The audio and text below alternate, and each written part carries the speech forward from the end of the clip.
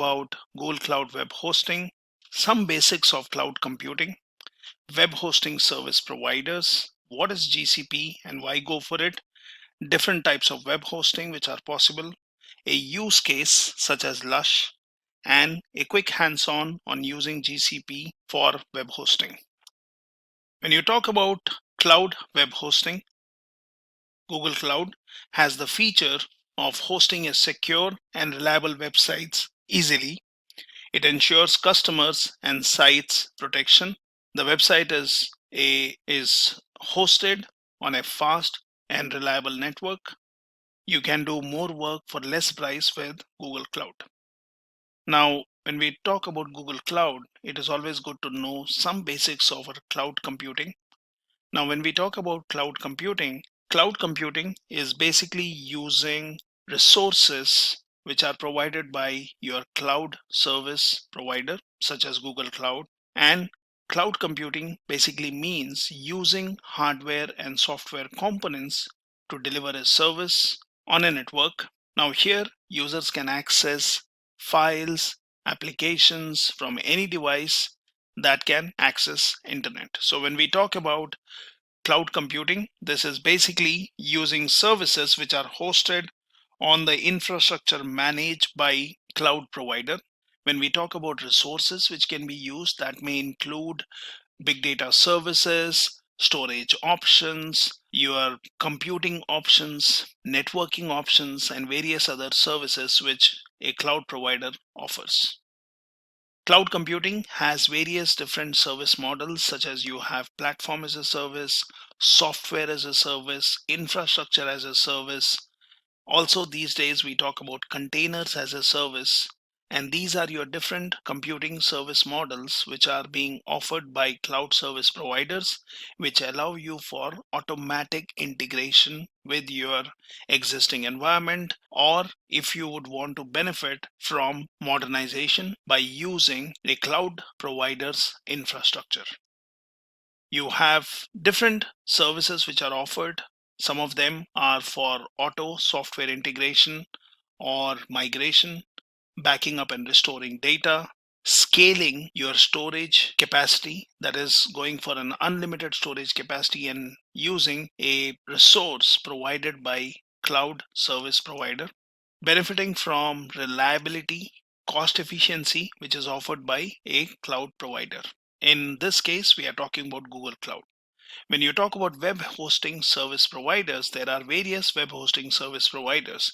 You have AWS, you have Squarespace, IBM Cloud, GoDaddy, Bluehost, and Google Cloud. So what is GCP and why go for it? When you talk about GCP, or as we call it as Google Cloud Platform, it is a set of cloud computing services provided by Google that runs on the same infrastructure that Google uses for its end user products like YouTube, Gmail, and much more. When you talk about GCP, there are various reasons why anyone would choose it for their use cases. Now let's look at some reasons. When you talk about pricing, GCP has better pricing compared to its competitors, depending on the services which you would use, whether that would be infrastructure as a service, such as using compute engine instances and running your applications on them, or might be a managed service such as Dataproc or Bigtable or your BigQuery, where you can have your Hadoop clusters running or store huge amount of data, or even build your data warehouse wherein you can store structured data. So there are different services which GCP offers, and pricing has been a better option in case of Google in comparison to other competitors. When you talk about speed and performance, it's very fast and increases the performance of your project if you use different services offered by Google. When you talk about live migration of apps, this is one of the features which organizations usually like, which none of other competitors are offering when it comes to live migration of apps. So there are specific features. For example, when you talk about compute engine, there is a feature stating live migration, wherein your resources or your instances which are running applications would be migrated during, say, maintenance from one underlying host to another underlying host without affecting your application's performance. And you can benefit from that. When you talk about big data, Google Cloud has various offerings in big data space, and that's one of the advantages of GCP in comparison to other competitors. You have different services for your big data needs, such as pub sub for publish, subscribing, messaging system, or going for data proc, which basically allows you to spin up your Hadoop and Spark clusters to run your different jobs, and so on. So when we talk about features of Google Cloud Platform, it offers high productivity because you are using the resources which are based on the same infrastructure which Google uses for its own different use cases. You can work from anywhere provided you have internet connection, and you can connect to the cloud platform and use different services offered via web. You can quickly collaborate with different teams or different colleagues working on different projects which might be sharing or using different GCP resources. You are benefiting from high security and different encryption and security mechanisms which GCP offers. Now, there are fewer sources, or you could say data, which is stored on vulnerable devices. There is high reliability, flexibility, or scalability, which GCP offers, and the cost effectiveness really makes it as a good choice when you would want to benefit from infrastructure modernization and using a cloud platform solution for your use case. Now, when you talk about different types of web hosting, Google Cloud offers three types of web hosting. You have WordPress. Now, it is a free and open source content management system. You might have used in past or have heard about WordPress, where a lot of websites are being created. It is a popular web publishing platform to easily set up blogs and websites, and thus used by organizations or even individual users for having their blogs or running their websites or promoting their products. You have LAMP, which stands for Linux, Apache, MySQL, and PHP. And LAMP stack consists of Linux, Apache HTTP server, MySQL, and PHP, and is used to host websites and web applications. You also have your option of building your own website, so you can develop website or web application with your own code directly on Compute Engine. Now let's look at a use case and understand what happened here when we talk about Lush. So Lush was founded in 1995. You might have seen this brand somewhere in the streets. It is a global cosmetics retailer headquartered in UK. It sells a diverse range of fresh, handmade products. Lush had become a global brand with over 930 stores in 49 countries. So the challenges which were faced here was traffic on Boxing Day caused website crash for almost 18 hours, and this is something which had a devastating effect on their business. The previous platform had no scalability option. What was the solution? The movement of website during the peak time was easy due to flexibility of GCP platform. With rapid VM deployment on Google Compute Engine, the environments were monitored and destroyed in minutes, so the team could test and deploy at speed. By using Google Cloud SQL, Lush took complete control of its infrastructure and optimized its systems for effective scaling. Overall, the platform resulted in lower costs that led to a bright future for Lush Cosmetics. Now, what was the result of all this? The availability during peak loads was improved because of Google Compute Engine's auto-scaling feature. The infrastructure hosting costs were reduced by 40%.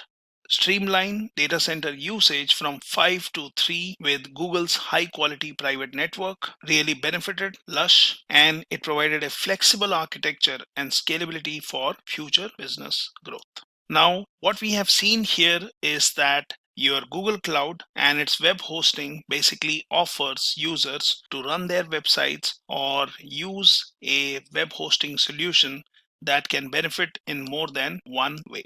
The simplest approach could be seen is by clicking and setting up a VM instance by going to your console. For example, if we go in to the Google Cloud platform, clicking on console, and here the easiest way I could test it is by going to my compute engine, VM instances, and here I can spin up an instance. I can click on create. Now in my previous sessions, I have also explained about how you could create a template and run an instance from that. We can also click on new VM instance. Let's call it new instance. I will choose a region. For example, Frankfurt. I will let it be general purpose machines. Let this machine be one virtual CPU core and 3.75 gigabyte RAM. If I'm looking for a heavier website which might have more users logging in and so on, then I can choose a higher configuration machine. Here we have the option to choose our distribution. So for example, I can choose Ubuntu, and then I can choose a distribution version, so let it be 16.04. We can choose the disk size to be 20 gigabyte, and we can use SSDs or HDDs. So as of now, it is standard persistent disk, that is HDD, and that should be enough. Let's click on select. Here I will say allow default access. I would say allow HTTP and HTTPS, so that if I have a website content hosted on this machine, I can access it over HTTP. Now here you have management options for your instance. You have security option, which basically allows you to provide a public key if you are interested in using an external SSH client to connect. Now I have used PuttyGen, and I have already created a private key, which is here. I have also converted that as a PEM file, and anytime if I would want to use this key, all I need to do is click on PuttyGen, where I had earlier created this ppk file. Now I can just do a load, and I can choose the key which I have here, and I can give the passphrase, click on OK, and that shows you the public key. Let's copy the public key from here. Let's go into our instance, and I can give this here. That resolves the name. So I have the private key saved on my machine and public key which will be pushed into the machine. I can click on create, and that should create my instance, to which you can connect using SSH from the console itself, or using a external client such as Putty, which will then need the public IP of this instance, the ppk file what we have, and you can connect to this instance. What I can also do is I can just do a simple SSH from here, and that will basically allow me to connect to the instance. What we also need to remember is each instance what we create in compute is also having some default firewall rules. Now I have connected to my instance. I can click on sudo su. I can log in as root. And here, if I would want, I can install a particular service. So let's say Apache, let's say apt-get install, and then I can say Apache 2 or HTTPD. That is basically to host your web application. So I'm installing this service, and here I can check if the service is running by doing a service httpd status, or I can say service Apache 2 status, which says it is already running. That means the Apache web server page will be accessible from HTTP, provided my firewall rules allow that. Now before we look into this, we can also, for our instance, look at the firewall rules. So here you have network details. Now since we created an instance, by default Google has created some firewall rules which allow default HTTP, HTTPS, ICMP, your default internal access, RDP, and SSH access. And here it says these ingress rules, which allow incoming traffic, are allowed from anywhere. We can customize that at specific IP addresses. We can also look at egress, which is basically outgoing traffic. And this is again saying my machine can connect to the external world in different ways using different protocols. So you can customize these firewall rules. As of now, I'm going to let it be default. Now we connected to our instance from the browser, and we were basically checking how you can use this browser by clicking on this. Now what I can also do is, here I'm logged into the instance, my Apache server is running. So the best way to check if the Apache web server is accessible via HTTP, all I need is my public IP. So let's copy this. Let's go here, and I will say http / just give your public IP, and that shows your Apache 2 web server page. That means the Apache service has already been run. Now here it tells if you would want to host a particular page, what you will have to do is, as it says here, it is based on equivalent page on Debian from which Ubuntu Apache packaging is derived. If you can read this page, it means Apache HTTP server is installed at this site, is working properly. Now you can replace this file located at var www.html index.html before continuing to operate your HTTP server. So this is where you can change the particular page and you will be able to host your website on this particular EC2 instance. What we can do is we can check this. So we can go into the browser and we can look in var www, and that has an HTML folder. Look into this, and as of now you have an index.html, and that basically is the page what we are seeing. Now I can click on this one and I can see I have a small HTML page which is basically showing me what we are seeing on our web server. What I can also do is, for now, I can test it out and I can put in a different HTML page and see how that works. So we had basically the page here in var www, and then we had the HTML folder, and in HTML folder what I had was this index file. So as of now I just moved it and I put it in a different location.